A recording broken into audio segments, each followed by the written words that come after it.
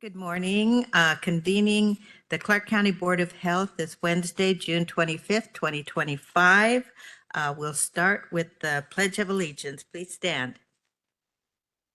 I pledge allegiance to the flag of the United States of America and to the republic for which it stands, one nation, under God, indivisible, with liberty and justice for all. Okay, let's start with the roll call. Councillor Fuentes, Here. Chair Marshall, Here. and we have an excused absence from Councillor Belcott, Councillor Little, and Councillor Young. Great. So we don't have a quorum, so we won't be able to take any actions today, but we will be happy to listen to your presentation. Are there any amendments to the agenda? Yes, so due to the quorum, I would recommend removing the minutes for May 21st from today's agenda, and we'll include that at the next Board of Health. Sounds good. Then let's just jump into public health in action, Heat Watch campaign. So Dr. Melnick, would you like to introduce your team here?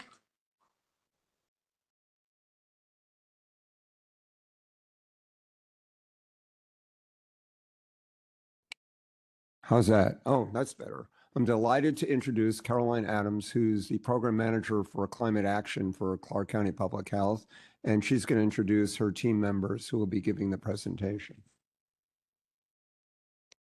Hi, I'm glad to be here. Thank you, Dr. Melnick. I'm glad to introduce my two colleagues who are involved in the heat mapping called Heat Watch Project. Amy Koski is our Built Environment Program Coordinator, and Amy Wilson is our Climate Action Epidemiologist. They'll be walking you through the project and explaining how the data can be used to help mitigate the heat impacts on health in Clark County. Thank you.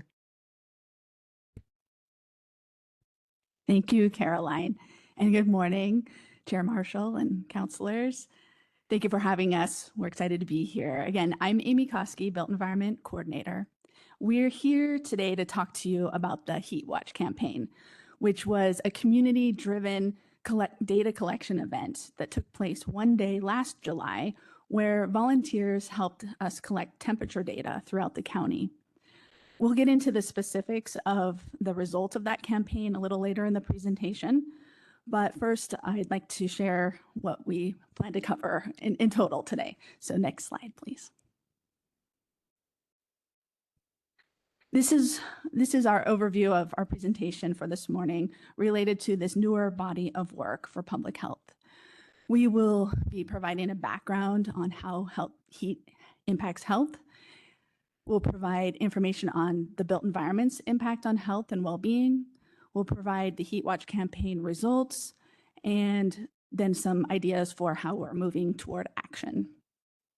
Next slide.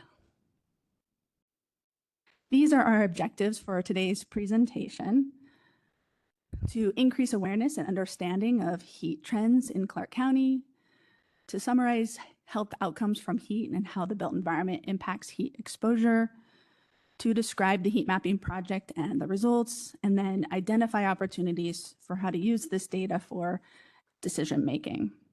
Now, Amy Wilson will discuss heat in the county and its impact on health. Great, thank you. Hello, my name is Amy Wilson. Again, I'm an epidemiologist with our Climate Action Program. I'm going to start us off by talking about heat and its impacts on health. Next slide, please. So why focus on heat? Extreme heat is the deadliest weather-related hazard nationally, and summers in Washington are getting longer and hotter, and heat waves are becoming more frequent. Locally in Clark County, we know that average temperatures have been increasing. So this graph shows the annual average temperature in Clark County from 1895 to 2024. And during this time period, there was almost a 2-degree Fahrenheit increase in average temperature per century. So heat is becoming an increasing health threat in the Pacific Northwest.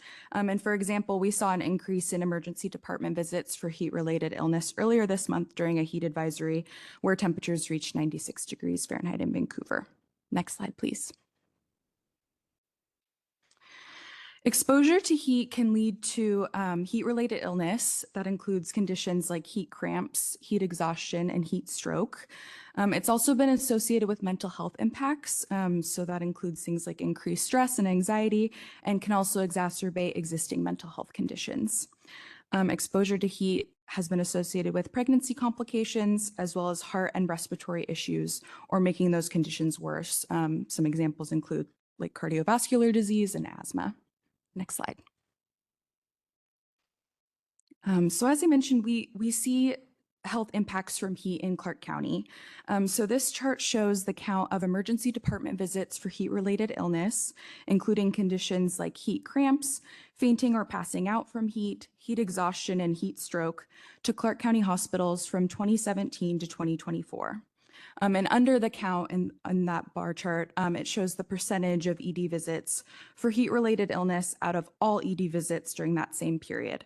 So for example, in 2024, there were 76 heat-related ED visits to Clark County hospitals, which were about 0.6% of all ED visits during that same time period. There have been over 650 emergency department visits for heat-related illness from 2017 to 2024, with the most ED visits to Clark County hospitals for heat-related illness in 2021, which was the year of the record-setting heat event, also called the heat dome, where temperatures reached 115 degrees Fahrenheit in Vancouver. Next slide, please. So who is most impacted by heat? Some communities are more sensitive to the health impacts of heat. So those include populations like older adults, pregnant people, infants and children, and people with existing health conditions or who may take certain medications. And then some populations may be more exposed based on factors like where they live or work. And those include people living unsheltered or unhoused, people living in urban heat islands, which Amy Koski will cover in a minute, people without access to air conditioning, people who exercise outdoors, as well as people who work outside. Next slide. I'll pass it back to Amy Koski. Thank you. So what do we mean when we say built environment? We can move to the next slide and have a definition here. The built environment includes the physical makeup of where we live, learn, work, and play. It involves roads, sidewalks, open spaces, and transportation options, as well as our homes and schools and businesses. The built environment can influence all of the different community health and individual behaviors in our community, and then physical activity and healthy eating as well. Some of the elements of the built environment that impact health and well-being include buildings and building materials, the amount of green space or tree canopy, housing quality, and urban density. Depending on where you live and what you do, these elements can have varying impacts on those in our community, making some more vulnerable than others. Next slide, please. Cities and more developed areas tend to be warmer than surrounding rural or less developed areas. Buildings, roads, and other paved surfaces without shade hold on to more heat than green spaces. And one really important factor in heat risk is where you live. Urban heat island, or the urban heat island effect, is a technical term that describes the phenomenon in cities and more developed areas where they tend to be hotter than surrounding rural or less developed areas. This is because buildings, roads, and other paved surfaces without shade hold on to more heat than green spaces with more trees, plants, and undeveloped land. Those green spaces absorb sunlight, heat, and provide shade, and also release water vapor into the surrounding areas, cooling down ambient temperatures. But when paved over with asphalt and that's removed for construction or with dense urban areas, they absorb, retain, and even re-emit heat. This can cause temperatures to increase by over 8 degrees Fahrenheit. Better understanding these areas in Clark County that have hotter or cooler temperatures based on the urban heat island effect or factors of the built environment can really help us better understand the impacts on health. I'll pass to Amy now to discuss the data that we collected and the information we have on these heat mapping data points. Thank you. Next slide, please.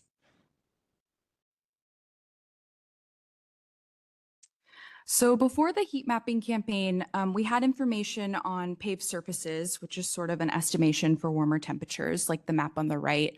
The darker colors represent more paved surfaces or percent of land developed in Clark County. We also have recorded temperatures for the county. However, through the Heat Watch project, we really had the opportunity to fill this important data gap, which was localized information on which neighborhoods and communities in Clark County are most exposed to heat. Next slide, please. Okay, so now we'll get into the Heat Watch campaign. So last summer, Clark County Public Health, over 50 volunteers and community and county partners engaged in a one-day data collection event to collect temperatures throughout Clark County. Volunteers attached a temperature sensor to the passenger side window of their cars. They drove pre-planned routes to collect temperatures in neighborhoods throughout Clark County at 3 different time points: in the morning, the afternoon, and the evening.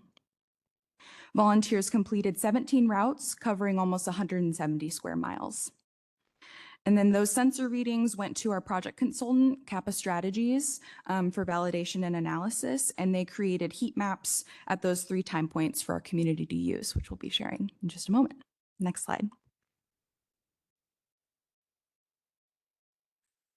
First, we really want to emphasize and acknowledge how instrumental Heat Watch volunteers and our community and county partners were to this project, as well as support from our consultant and numerous public health staff.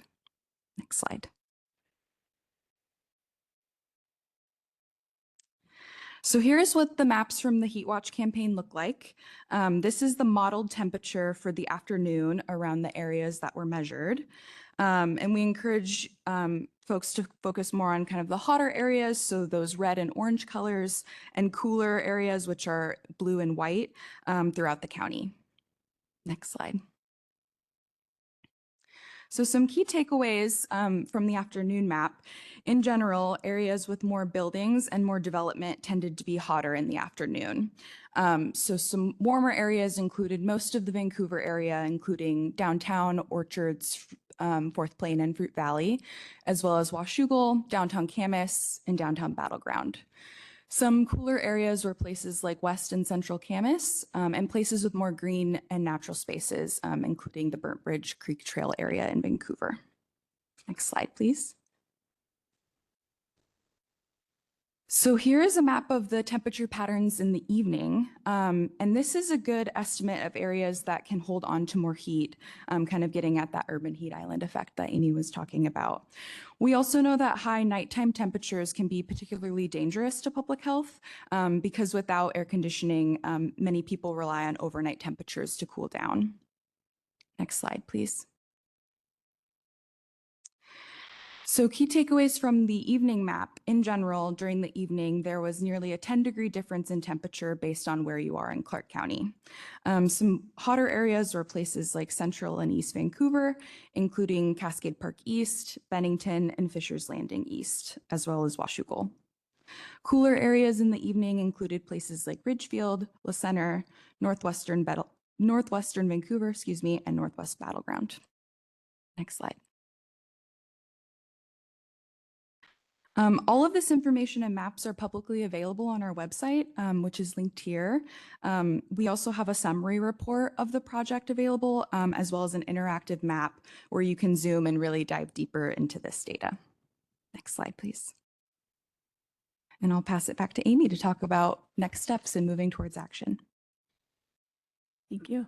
Taking all of this information into consideration, we'd like to discuss how we can all help move this data toward action. Next slide, please. To do so, however, we first need to address climate justice and health equity.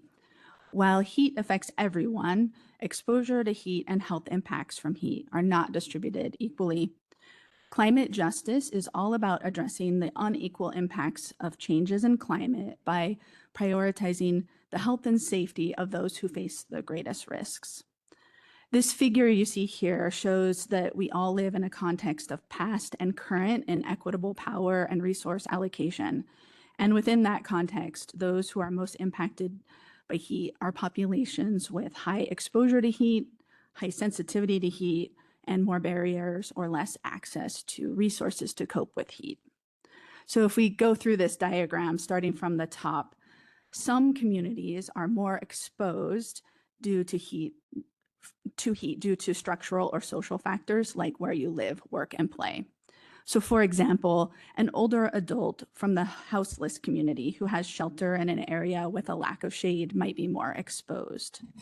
Additionally, past unfair practices and policies have impacted where people live and work and have created and reinforced patterns of inequality. We know that much of the building and development across the US is dictated by a regulatory framework of local zoning ordinances and planning documents that are sometimes outdated, and that this can lead to more development and sprawl, and this has resulted in chronic disinvestment in low-income communities and communities of color. Moving to high sensitivity, some communities are more sensitive to the health impacts of heat. For example, a person who is pregnant and has a pre-existing condition may be more sensitive to the health impacts of heat. And then finally, we know access to fewer resources impacts vulnerability. Due to systemic injustice or structural barriers, some communities may face barriers or have less access than others to resources that support coping with heat. For example, we know income inequality plays a factor in accessing important resources to manage extreme heat, such as air conditioning. Additionally, as a result of chronic disinvestment, low-income communities and communities of color are more likely to have older buildings and housing stock where parks, street trees, and other green infrastructure were either dismantled, allowed to fall into disrepair, or not built at all, which can all contribute to a lack of additional access and additional resources. We just want to note that this framework is nuanced and overlapping, and that folks might identify with multiple communities that have differences in exposure, sensitivity, and access to resources. So someone who works outside and is technically more exposed, but can afford to use air conditioning at home might be less impacted. We care about our community members, and those who fall in the middle of this diagram are the most impacted. Next slide, please. So thinking about how we can all help move this data toward action, these are the things that we're thinking about for decision makers, such as those on the Board of Health today. Thank you so much. We're presenting these data so you can use it to inform your decisions.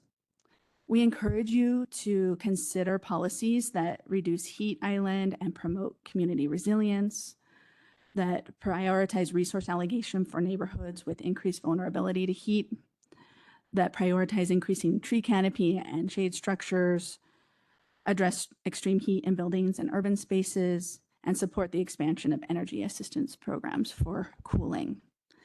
Adoption of the climate element that's going to be coming before County Council will help the county prioritize many of these things on this list and would be a good first step to help identify how the county can get to implementation. We also encourage the Board of Health to review the heat mapping data in detail and use it for decision making, as well as to help determine where resources should be allocated. Next slide.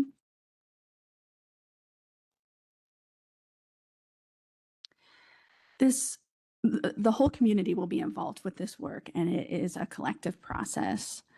Data collection is an important part of public health's work, assessing and identifying data gaps, and then collecting research and data, such as we've done with HeatWatch, helps supplement those gaps.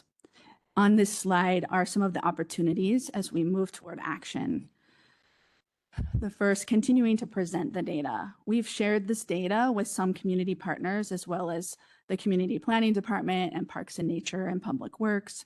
We plan to continue to share this presentation with other partners as well. We are monitoring and communicating about heat before, during, and after heat events. And we continue sustaining and building community partners. To date, we've distributed this outreach postcard that you see here to Peace Health Southwest, Fourth Plane Forward, Council for the Homeless, ECHO, as well as at several active transportation events. It includes heat safety tips and then links to this HeatWatch data. We also know that we can also be building our capacity for health interventions. Our job here is to use the data and contextualize it broadly, and then we'll work with partners to find the right resources for those most impacted by heat. Additionally, there's something everyone can do to prepare for hot weather, no matter your role. Register for public alerts, make a plan for heat emergencies, make sure you check in on your neighbors, and then take action to promote healthy communities as our climate changes. Next slide. That concludes our formal presentation. We do have a couple of reference slides at the end after this slide if you're interested, but at this point we would be happy to take any questions. Thank you. Councilor Fuentes, do you have any questions? I do. I have a couple of questions. If we go back to slide number 16, yeah, 16, and then reference slide 18. I was curious, in the city of Washougal, in the city of Camas, in the afternoon temperature model, there aren't large heat islands, but they develop over the next few hours. While the rest of the city seems to be reduced as the day progresses. I'm be curious what environmental factors impact the increase in temperature for the evening temperature model in those communities. Good question. I'm happy to speak to Washougal.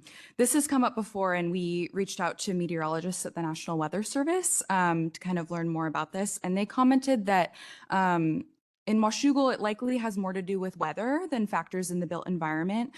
For example, wind patterns and other weather-related factors in Washougal may make it feel warmer in this area, especially kind of afternoon getting into evening. And they noted that Washougal kind of experiences its own microclimate compared to other parts of Clark County. So yeah, we're looking forward to sharing this data, working with City of Washougal and those local partners kind of to tailor specific heat interventions for that area. Thank you. Thank you. I have a couple more questions. On page 23, one of the first recommendations that the Board of Health, or excuse me, your team makes is considering policies that reduce heat islands. Can you speak a little bit more to that? Because as we're moving into increasing density in communities across the city of Vancouver specifically, that will increase the amount of heat islands. And so how do we mitigate that? That's a really good question. And I think it's going to take all of us working together as we continue to strategize about this. As we mentioned, the climate element that's in draft right now has policies that will really help direct the county once they're adopted to kind of be strategic in how we approach some of these things that are backed by community input. And some of the strategies that we know that we can use are things like tree plantings and helping reduce that heat island effect, that re-emitting of hot temperatures where we already do have a built environment, or including plantings when we do add new development. So those are the kinds of things that would be something we should look at as we are adopting the next steps for our policies. I imagine regulations allowing for rooftop gardens would be something that would also be very helpful.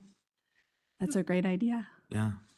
And then last question, 1, 2, 3, 4. The fifth consideration, address extreme heat in buildings. I think I just mentioned a way that we can potentially mitigate that. Is there any other ways that we can mitigate extreme heat in buildings?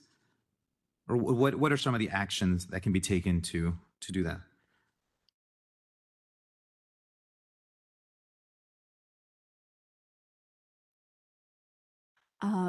So I would like to just mention that this is very new work for the county. And so we haven't prioritized specific actions that we would be able to take, but some of the things that we would do to address extreme heat in buildings might be with building materials and maybe working with community development to see what they're requiring in the code. Those are not decisions that public health makes, so we would have to work closely with some of those. So better insulation Thanks. And as you mentioned, better building materials. Thank you. Thank you. Thanks for the presentation. I had the opportunity to be one of those volunteers out in Camas. I did the morning and the evening. So I'm just fascinated with these maps and the difference in the time and how things change. And, you know, I also think geographic area where you're at, like those microclimates that can develop. I look at Ridgefield and how it cooled off really quite a bit, but it's right by the river and we have winds that cool things off. But then they've also been very deliberate in green spaces and trails in their community. So I think there's a lot to digest here. I'm glad you mentioned the comprehensive plan update and the climate work that's been underway. We haven't fully digested that at this level, but in as much as any advice you can give us related to the strategies that are there's I think 150 recommendations that are particularly helpful to mitigate this. And, you know, I think as with Councillor Fuentes, if there's preventative things, prevent things from heating up, and that also that some of these strategies could also be very helpful with stormwater. Not that stormwater is happening at the same time as the heat, but I think there's overlap in some of these strategies. What else did I have to say? Oh, and in terms of the most vulnerable, I know especially with seniors, they can be isolated, and just social strategies to make sure that some of those vulnerable populations aren't just suffering in silence would be great. And then just thinking again as of the comp plan, if you present this information to the other cities, because they're looking at this with their comprehensive plans as well, I think that would be really very helpful.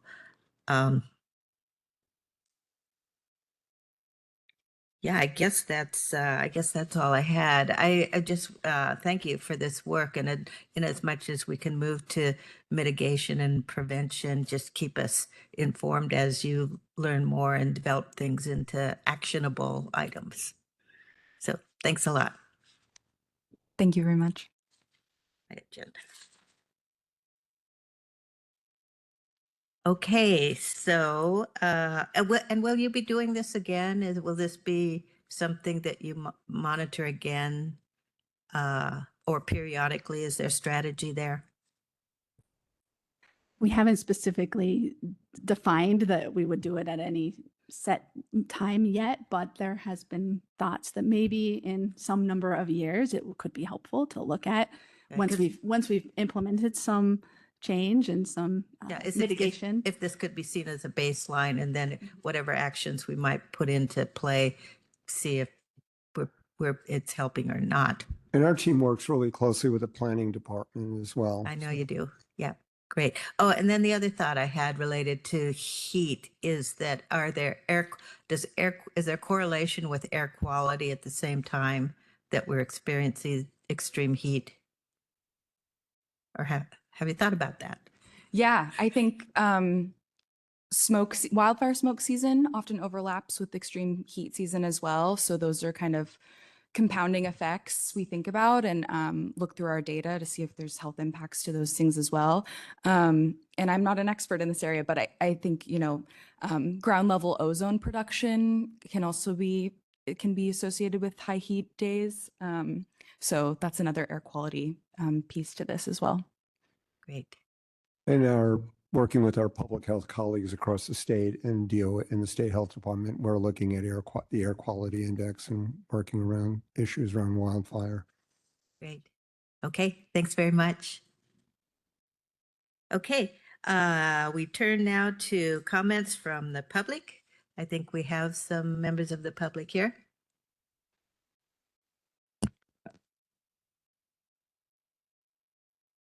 Quinn Gersich.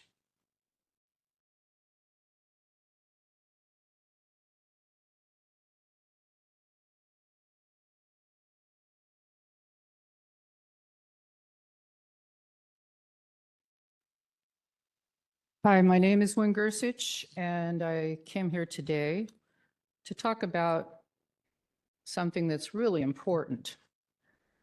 This study says Roundup is linked to pediatric brain cancer.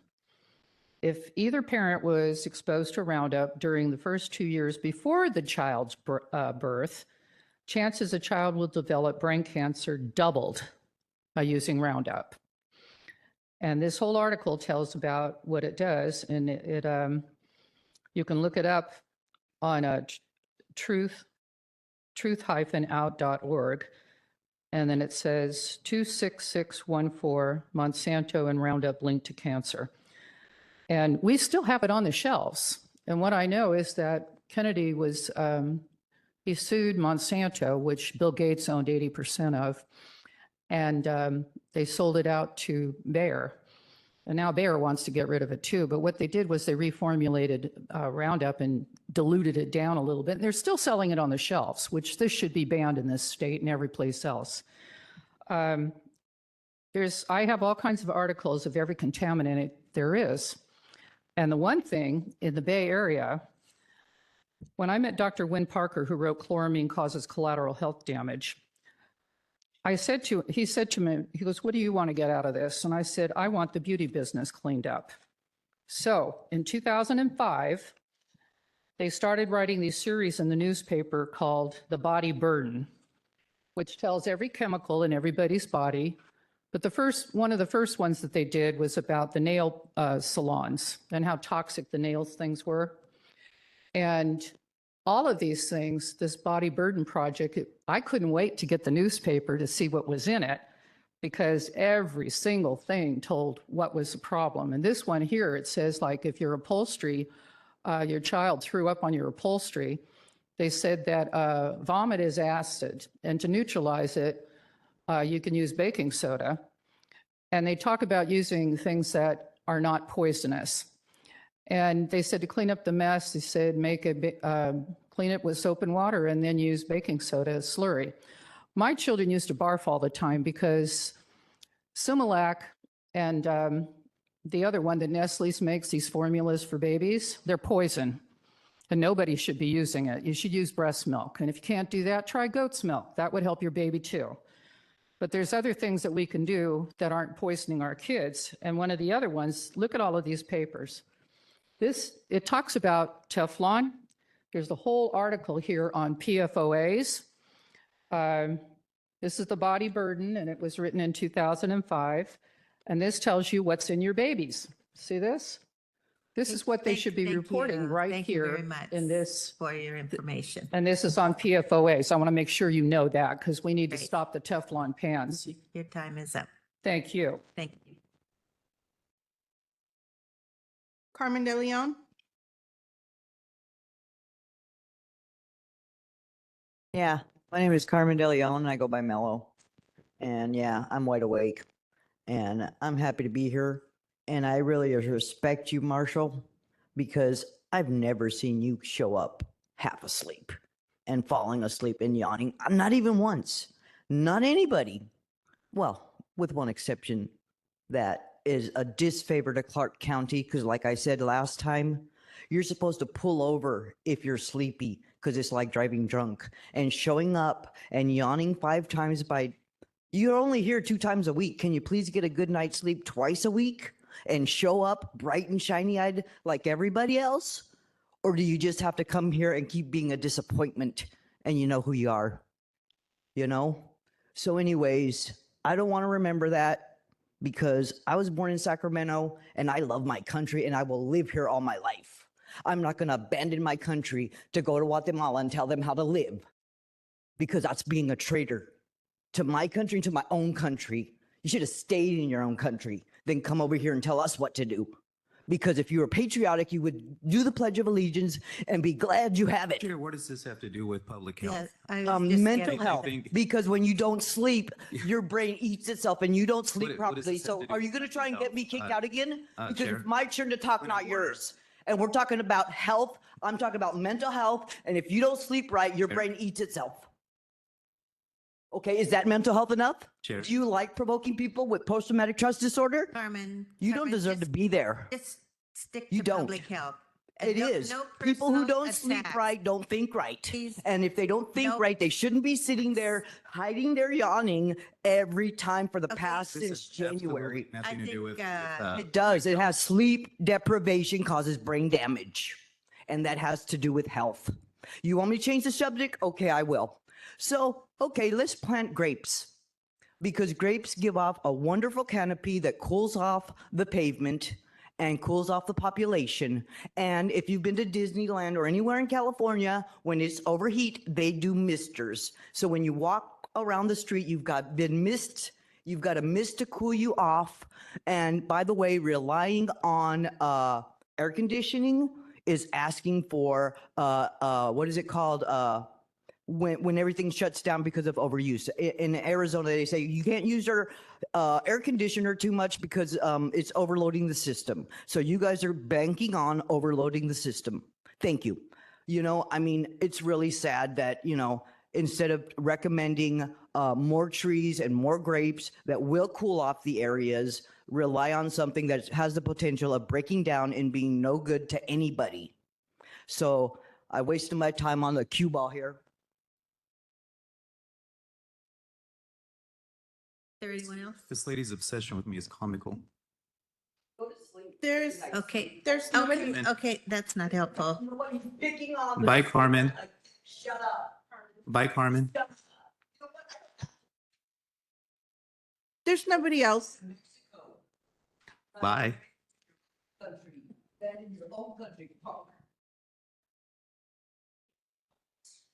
We have one caller online. Caller, you've been sent a request to unmute. Please go ahead and do so. State your name for the record and go ahead with your comment. Shame on the council. Kimberly Goheen Elbin, God morning. Well, I'd like to thank Wynn Gersich for her selflessness committed to the public as she submits important, true information on the written comments. It's a job that you guys should be doing. But you follow a worldly agenda, don't you? But that's what we're here for. So it's amazing to me that 3 council members are absent for a rare Board of Health meeting. We get them very rarely. In fact, sometimes 4 months goes by. Does the Heat Watch campaign have a sign-up list for vulnerable citizens, ranging from senior citizens to the young children? A checklist to call throughout the days of extreme heat. That'd be very active and wonderful to do. Urban heat phenomenon is real, and I'll say supports my demand to have a no growth overlay over all of Clark County as related to our health. We must stop growth and sustain the depleting resources we have here now. Adding more overpopulation pollution is not the answer. Sustaining what we have with thankfulness is key to starting the cleanup of pollution in the world, and it starts here locally in Clark County, Washington, USA. Stop the toxic chemical sprays in our land, allow natural predators to kill mosquitoes, inform the public ways to stop pollution at home, such as never use dryer bounce sheets. They harm people with their toxic fragrances and are toxic, and our toxins are sprayed out through the dryer vents to the air outside where it kills bees and other important insects and birds. Use no chemicals, scented candles, or plug-ins in your homes or cars. Absolutely use no Roundup. It kills our land, it pollutes our food, and kills vital worms in the ground. You get enough Roundup in your foods anyway, and baby formula, of which are toxic to babies, if it's not GMO-free organic formula, it's harmful, and parents who have children with health issues might look into the use of what I call crap formula. Tell Vancouver and Battleground to stop using toxic fluoride in drinking water. It's dangerously harmful, and you must address that issue of fluoride in our waters, fluorine too, for that matter. I'll ask how many people have died suddenly here in Clark County related to the inhumane COVID jab. I know of many people who aren't realizing that their loved ones have had their immune systems compromised by the jab. It's a pandemic, and this Board of Health must be transparent to the public about all of these issues. Use that $1 million that Medicine Man Milnick got last year to inform the Okay, public please no that we are in big derogatory trouble. And terms. thank you. There's Thank you nothing for your derogatory about comments. being a Thank you. Is there anyone else? Chair, for the record, this Board of Health meets every month, not every 4 months. That's correct. Thank you. Okay, that concludes public comment. Any further comments from the board? No, not at all. Thank you. Okay, without objection, the Board of Health is adjourned.